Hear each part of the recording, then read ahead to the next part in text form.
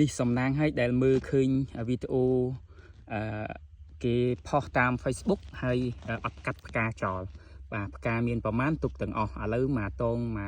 មកចង្កំផ្កានឹងចេញមក3ផ្លែ4ផ្លែនេះក៏ចាញ់ផ្លែទៀតដែរបងប្អូនបាទ1 2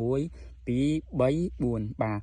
តងតែមួយទេបាទតងតែមួយទេហើយយើងមើលផ្លែផ្សេងទៀតបាទសត្វតែចង្កំអញ្ចឹងច្រើនណាបងប្អូននេះឥឡូវមើលនេះបងប្អូនបាទមកចង្កំនេះផ្លែ3ផ្លែបាទ3ផ្លែអានេះអាចថារុះវិញអត់ជាប់ល្អទេតែ3នេះជាប់បាទជាប់គាត់ថាផ្លែធំជាទូទៅមួយនេះអា2នេះផ្លែវាអត់សូវឆ្លោះល្អទេបាទបងប្អូនអ្នកមើលចង្កំផ្កាវានេះបាទមកចង្កំហ្នឹងមាន4ផ្កាអញ្ចឹងឃើញបងយើងមួយចំនួនគាត់ចែករំលែកហ្នឹងគឺគាត់ឲ្យកាត់ផ្កាខាងលើនេះចាញ់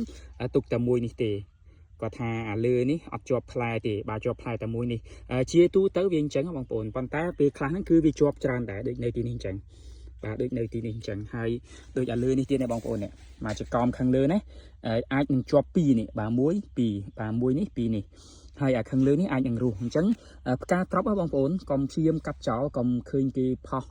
តាម Facebook តាម YouTube ក្រុម MMO មួយចំនួនគេធ្វើចង់បានតែ like ចង់បានតែ share ទេបាទចង់បានតែ like ចង់បានតែ share ចង់បានតែ comment ហើយបច្ចេកទេសហ្នឹងអត់ដឹងមកពីណាទេមិនដឹងជារៀននៅសាលាណាទេមកឲ្យកាត់ផ្កាត្រប់ចោលបាទកាត់ផ្កាត្រប់ចោលហើយផ្កាវាមានប្រភេទផ្កាជាប់ផ្លែផ្កាអត់ផ្លែបាទផ្កាញីផ្កាឈ្មោលបាទហើយបើយើងចេះតែកាត់ទៅមិនកើតបងប្អូនហើយមកគុំពីគុំដែលគាត់ថតបង្ហាញដាំដោះដោយគាត់មកផើងពីផើងមកគុំពីគុំនឹងដើម្បីតែថតដើម្បីចង់បាន like ចង់បាន view ចង់បាន share ហ្នឹងវាមិនអីទេចុះបើដាំលក្ខណៈចំការមកចំការធំរបៀបនេះហើយដើរកាត់ទៅបងប្អូនបាទដើរកាត់តបាទអញ្ចឹង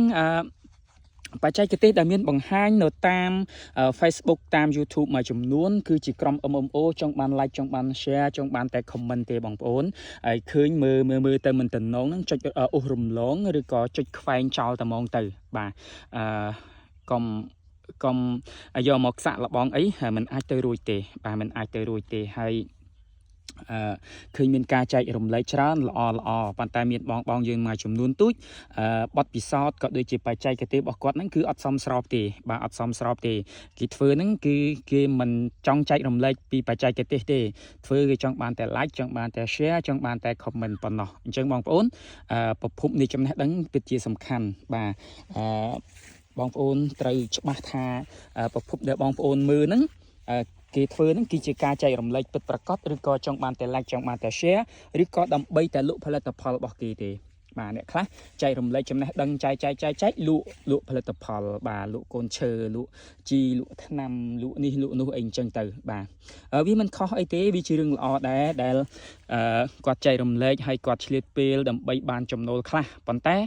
ឲ្យតែច្បាស់ថាបច្ចេកទេសដែលគាត់ចែករំលែកហ្នឹងគឺវាសមស្របពិតប្រាកដមែនបាទវាសមស្របពិតប្រាកដមែនបាទអរគុណបងប្អូនខ្ញុំជូនខ្លីប៉ុណ្ណឹងបាទមានអ្វីចូលរួមអាចសរសេរបានខាងក្រោម